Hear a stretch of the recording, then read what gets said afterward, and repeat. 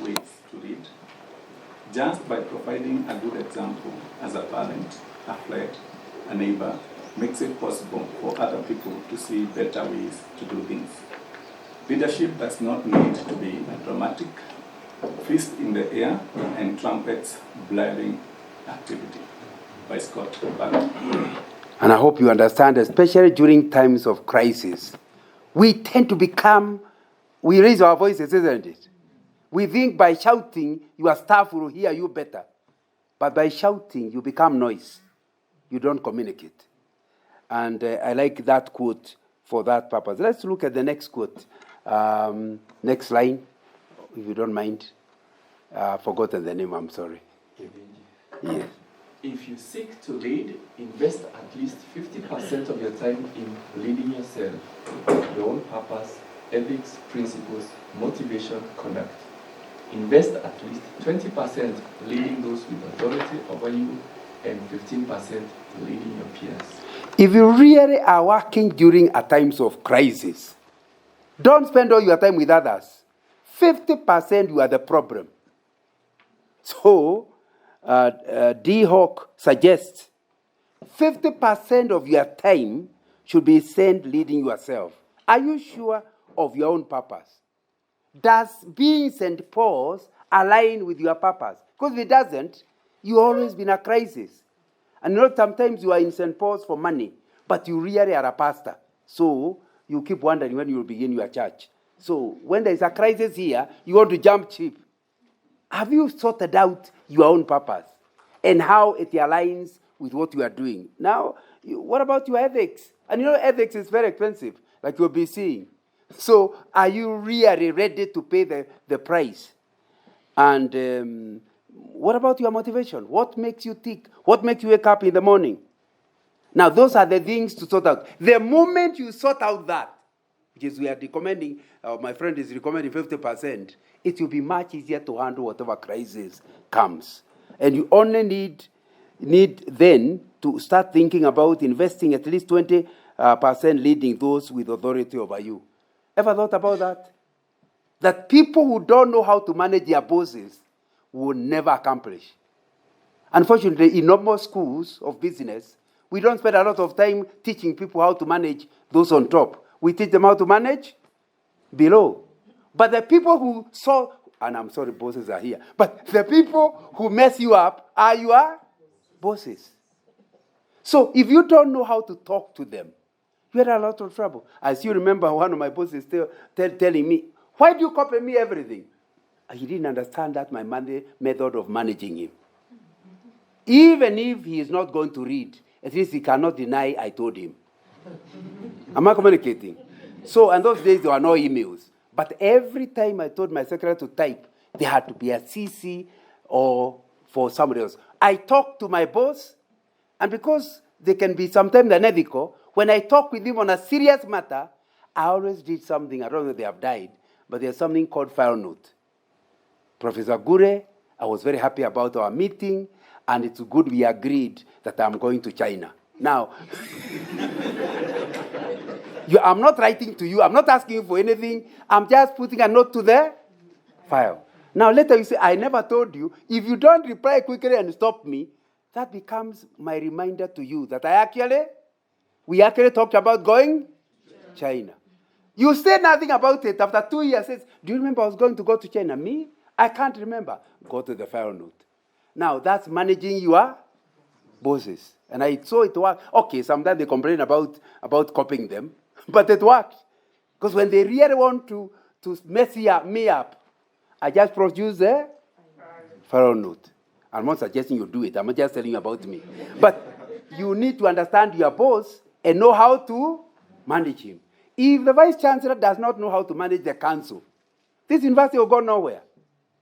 So he must study every member of the council, understand what makes them tick, and deal with them according to who they are. And once he manages the council, they will trust him, and the council will give you the independence to manage as management and senate. Would you agree with me? Those are the things that people don't talk about, but they are reality. Because the boss has power. You ignore him at your own risk. You can be hardworking, work as hard as you want, but you'll never achieve something until you know how to manage your boss. And that means you must understand them very, very clearly. But we are not suggesting you use all your time there. So we are suggesting use 15% of your time to manage your peers. Another big problem in management, because in management there are things, my boss will call them silos. I don't know, the word is still there. Where, and I had a Muzungu boss who used to tell me, do you know, John, things fall between stools. Because these two belongs to operations, these two belongs to marketing, but some in between are things that are for both, isn't it?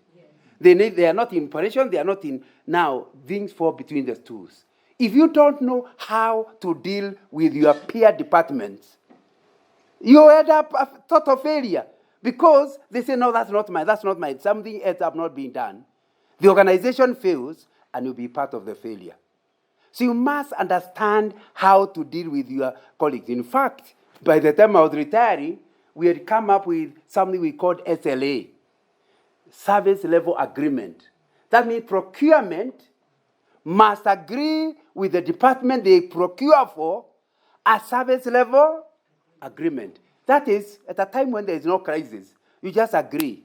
If you make an order for a chair, by how many weeks can I make a chair? You know, in other words, you can't tell me I need a chair and expect it tomorrow morning. Now, so if you make a service level agreement, it means they cannot ask for more than you can deliver, except at an extra cost. So if without service level agreement, you end up people fighting each other. And always in management teams, every department is trying to show how the other one failed. So, but when you spend these 15 minutes, it is to understand what the other departments are doing. In which way are you a supplier to that department? In which way are you a customer to that department? And how well can you work out? What is the service level agreement? The reason it's called a service level is because if the higher the service level, the greater the costs. If the costs are going to go higher, they can say, okay. Like, for example, I was in charge of logistics. If the marketing department wants us to deliver fuel to petrol stations within a day, in other words, 12 hours notice period, I'll have to increase the number of trucks, isn't it? The moment I increase the number of trucks, each truck will get less number of loads per day. Because they get less number of, and the loan on the tanker is still the same. By the time I left, one tanker was about 15 million shillings. So the guy has to pay back his repair, isn't it? So I must increase the rate in order to cover the service level. And when I do that, I must pass it on to the customer, so our profit margin goes down. Can you see the relationship?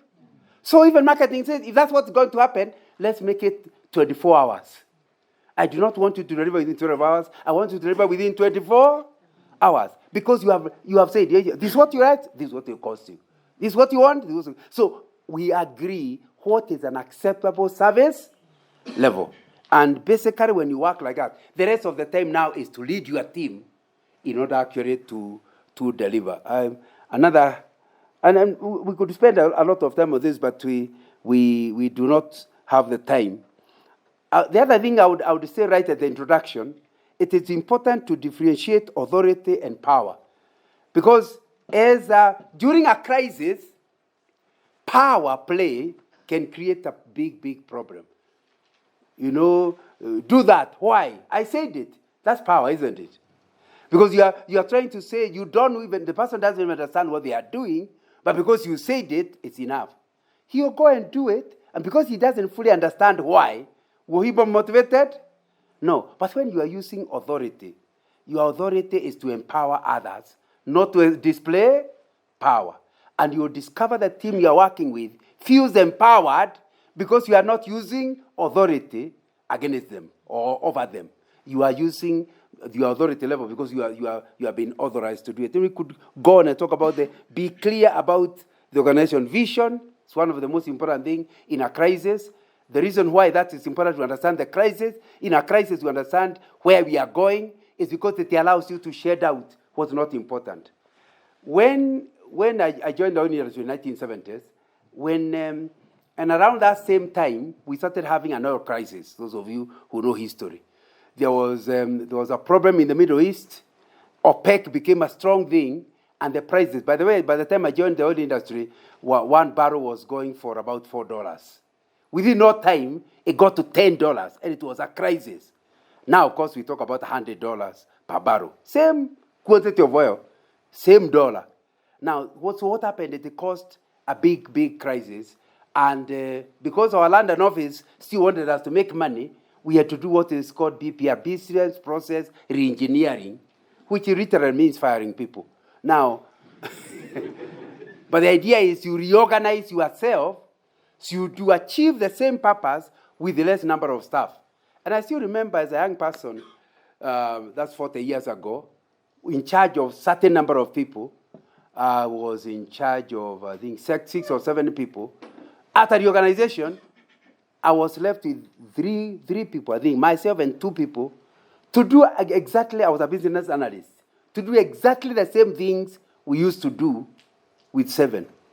So, and of course there were no computers except a calculator. And because I'm an analyst, it meant being on my machine continuously. I would arrive home 7, 8, all kinds of times. And I realized I'll break down.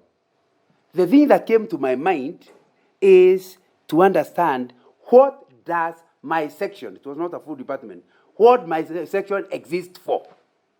The moment I understood what it exists for, I asked myself, out of the many exercises I'm doing, which one really matters? And I started stopping. Like, for example, I used to prepare a report for marketing on what is happening in the field. I used to read every newspaper to collect all market intelligence from the newspapers. I used to, all of those, and we are doing it with my team. I started thinking, what are people not reading? You prepare reports and nobody reads. So I refused to deliver one. Nobody complained. The following month, nobody complained. Within 3 months, I knew it's not needed. So in the process, now I don't have to go home at 8. I can go at 7. Are you getting the point? You look for the next thing. Because I'm able to meet my purpose, because that's what matters. What the boss wants, what the organization wants is, I deliver the purpose. For example, it was my job to project sales. Annually, we used to do a 3-year program, then a year program, then you have to revise every quarter. So it was my job to looking at the market intelligence to, as a young person, I really used to enjoy it, to project what will be there. As long as I do it and do it well, that's the main purpose of the job, isn't it? So I deliver that. These other niceties soon disappeared, and I was still promoted. Now, you need to understand, in a crisis, you must find out what really matters. And you can only know what it matters when you can answer the question, why does my department exist? What really does why, if I disappeared, what would they miss my department for? That's the thing you must do, even during a crisis. Ensure that is what you are doing. And then something that I got from Peter Senge, who my wife is a teacher, so I keep looking at her books. And one of the books he has is called Peter Senge. And he talked about the importance of continuous learning. For you to handle a new crisis, you need new information, isn't it? So you must agree, okay, lawyers are the ones who call themselves learned friends. I don't know if they keep learning, but all of us must be learned friends. If you really are to handle crisis, you must learn, you must read. In 1969, in my school, I made a commitment that I think the Lord helped me on. Because I was a young person, and I told myself I'll always be reading a book that has nothing to do with the teachers, nothing to do with my assignments, just for extra knowledge. So for the last 55 years, you can always ask me, which book am I reading? I always read. Okay, when my children were teenagers and in boarding, they will come and find I'm still reading the same book and say, yeah, Papa, you are still reading the same book. I said, my commitment is to read. I didn't say how fast. So I'm not excited, but I always read. I then did not know I will start writing. I did not know that I will start consulting. I did not know I will start whatever, but I'm always reading. What that means is, if you invite me in a consultant to do something, I can remember something I read not too long ago. So continuous learning prepares you for something and you wonder, what is this about? What am I reading? Only 2 weeks later, a crisis to come and discover it's related with something you are learning. And these days I've learned that it's not even learning. You can do a course and even do a certificate. I was talking to some young people last Sunday I was speaking at Machakos University, and one of the people told me that the way they are using their holiday is to do courses in the internet related with their course because they are on holiday. And I thought, wow, these days you don't even have to go to a library. You can just sit in your office as long as you have internet. You can do a full course and she told me you get a certificate to prove you can put in your CV and you are learning. So what we're talking about is if you are in a crisis, that's what will really happen. When I checked the definition of turbulence, I read, a turbulent environment exists when changes are unexpected and unpredictable. And isn't that normal? The abnormal is actually normal. Changes that are unexpected and unpredictable. The key environmental issue concerns the nature of the pressure for change and the speed at which the organization must be able to respond to act. And I know you people have gone through something like that. When Matiang'i was here, he was totally unpredictable. Do you agree? One moment you are getting students and you can give them bridging courses, and one day you are told by next year there must be no bridging course. I'm sure that gave a challenge to the university. Then all of a sudden you have my old school where the chaplain used to be. By the time he left, I think they could get 100 A's. Then all of a sudden after Matiang'i, they dropped to 40 or 50. Now, what happened to the university? Similarly, there will be no people to pick. How do you tackle that? Those are the kind of things I'm calling sudden, and they happen. If you don't quickly act, you could put yourself in such a deep financial hole, even trying to come out, you may never come out, because you did not see the thing as it happened and act on time on it. Another person says, when you talk about turbulent times, we are talking about chaotic, disordered times characterized by conflict. A time of war is a turbulent time for a country. If your family moves and your parents get divorced, you might call that it certainly would be a turbulent time. And despite turbulence, keeping up an active external presence will still be important. And staying connected will still be important. And in addition to maintaining a perspective during the crisis and exercising good overall judgment. The environmental turbulence can occur in several factors. It can be technological turbulence, like things change suddenly. And I know when 1980s, Shell decided to become what is called paperless society.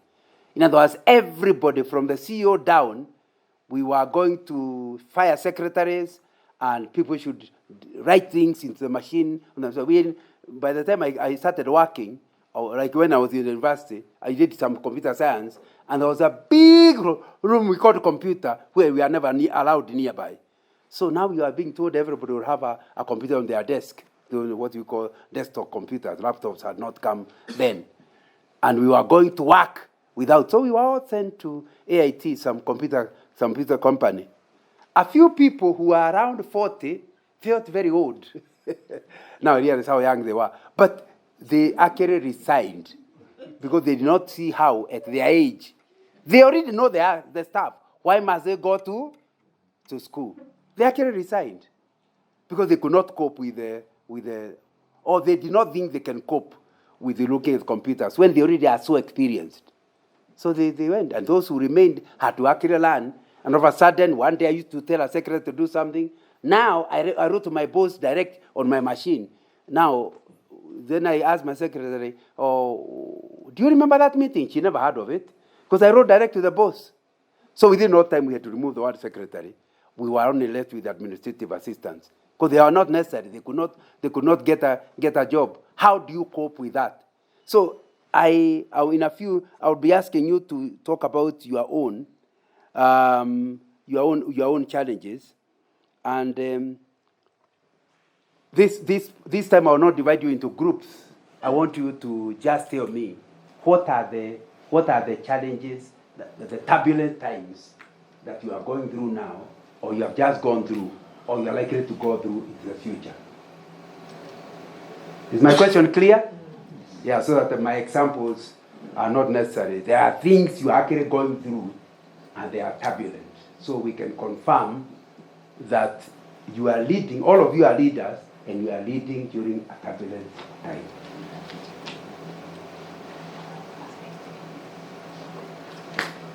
Open floor. I also want to learn.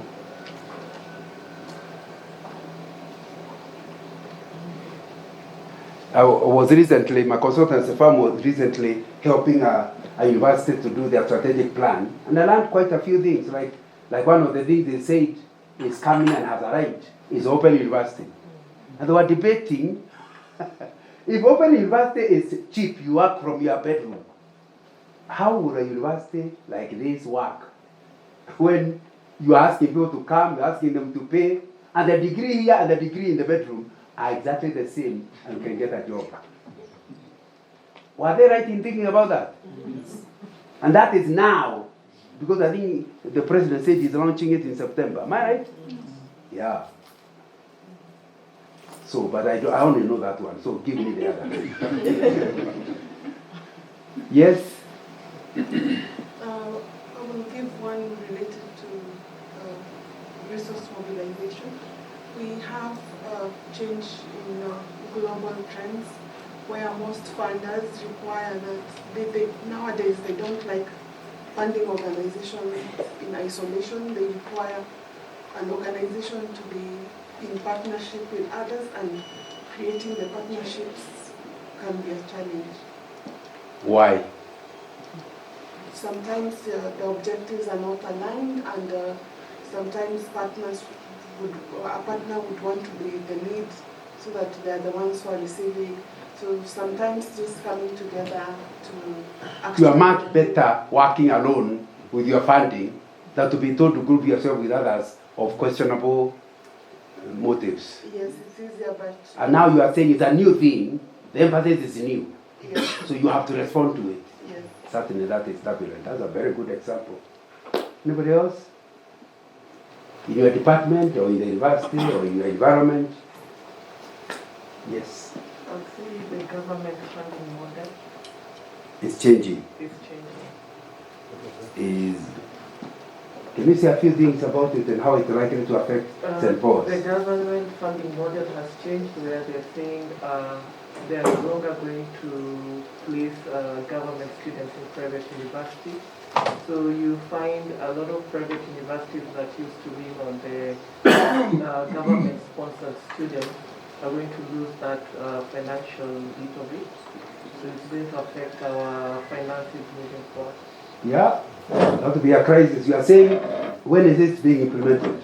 This year is September. Oh, so by September, St. Paul's will not get any government-sponsored students. Is that what you are saying? Yes. Yeah, and you have to find a way of filling that space. But if I listened right, it sounded like the public university are becoming private. And that's what I had the president say. He said in the same public university, 30% will be totally free. Scholarship, 100%. And that money will not come from the government. It is the rich students that will pay so highly, it will cover the poor students. Did you hear something like that? It then means that in public university, the school fees may be equal to private universities. And so the students are likely to ask themselves, why go to Nairobi University and not St. Paul's? Because both of them are private. Am I making sense? But if you don't think about that, you only think about the negative part. Because by making it private, it means private campuses now are attractive. Because they are both, I don't know, but at least from what the president said, it's a very bad news. I can see why Mandamano. It's a very bad news to rich parents and fantastic good news to poor. Unfortunately, the poor are the ones marching against it. But they are not aware that's going to change things totally to where poor, especially if they can use an ethical method to find them. So, but it's certainly going to be bad news. Like now, you people who are university lecturers, you will certainly be paying the highest for your children. That's what it means to start thinking about a crisis. Don't just think what will go wrong, think about what will go right. From the same thing. In Kikuyu we say, onekehea mweneni yotaga. Now, in other words, the house is burning and the neighbor say it's too late. We cannot, this fire is now unquestionable. So you also, and since it's at night and it's cold, you also start there to warm yourself. With your house going, that means you can benefit out of, since it's burning anyway, why don't I? So I think it will be important in a crisis, not to just see the negative, I say out of this, what the silver lining within this cloud. That's part of how to manage a turbulent time. But that's certainly going to be turbulent, and but there is also going to be benefits. Somebody else? These are good ideas coming. And I'm hoping in the next 3 days, they will not be discussing detail BC. Because basically, if they are coming, basically we need to agree what are you going to do about it as a team, as a leadership team. Somebody else? Something that has just happened, or is happening, or is likely to happen, that could cause changes within, yes. About global warming, there's a serious scare about temperature rising beyond control. Like in summer in Europe and America, temperature is going over 14%, almost going to 45%. And that trend is still continuing. So I'm imagining, if this temperature goes 50% beyond what human beings know, living in can bear, what will happen? That presents... Will the university exist? And human race, so that's a potential. Okay. Yeah, we need to study more to see, is it within the next 3 years? Might the temperature rise within the next 3 years? Then during this time, we must discuss how to deal with it in the short term. Is it a longer term? What can we do in the process to handle it? A few trees planted in St. Paul's, will they stop this Kenya getting hotter? I don't know. But that's something that's wider than, according to my thinking, is wider than St. Paul's. But St. Paul's has to ask itself, what can it do?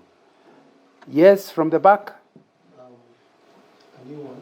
With the shift where work is now, as you said, in the bedroom or in the house, is a new crisis where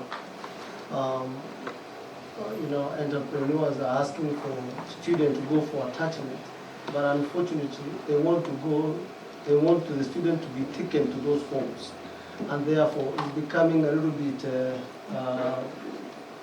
we are afraid, because if you send a girl to go do attachment in somebody's house because it is there, what is likely to happen? Chochote chaweza kutokea.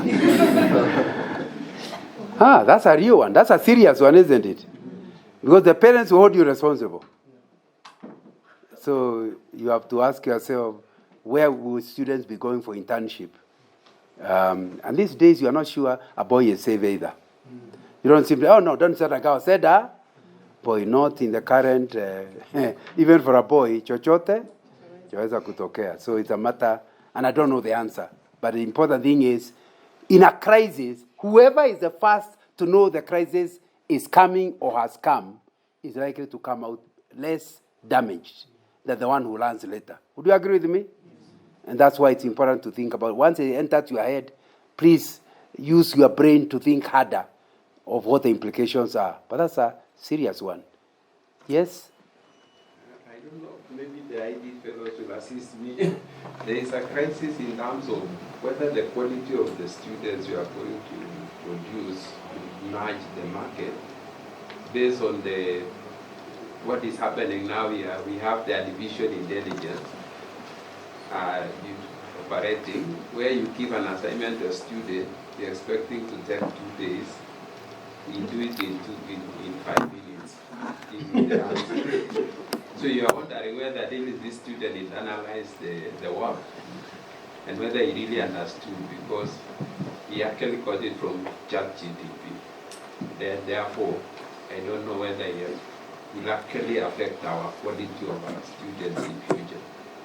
Okay. Maybe the IT fellows will. So that's not a future problem, it's current. It is current. Ah. Yes. Because I came out an assignment, and then I went back to check whether there was something I wanted to check. I found a student already submitted. 10 minutes. And you doubted that it came from his head. Yes. Now I didn't actually put and say keep examples in Kenyan situations. It just came. Sorry. So, can somebody comment before? Because is that a problem in his department or is it everywhere? So, again, during this retreat, you have to talk, how do you deal with it? I have no idea. But that's why I'm a facilitator, not a teacher. Because I have no idea exactly what you can do about that. But that's quite an issue. But I know I have been given by some of my mentees a challenge. You know, these young people, when they don't have jobs, they are working online. And he's saying, somebody gave me an assignment to do for him. Brother Nganga, is that acceptable? And I had a problem wondering, the guy needs money. And he says you can earn as much as 20,000 per month, simply in your room, by doing other people's assignments. Now, is it ethical or not ethical? Might it be that your guy is so rich, some Koreans somewhere are doing the assignment for him? Or is it AI? AI, not other people doing. Anyway, maybe during tea time, someone will tell me what to tell that young man. Is it okay to be saying your job is to do other people's assignments, the rich ones, and you're earning well and you're happy?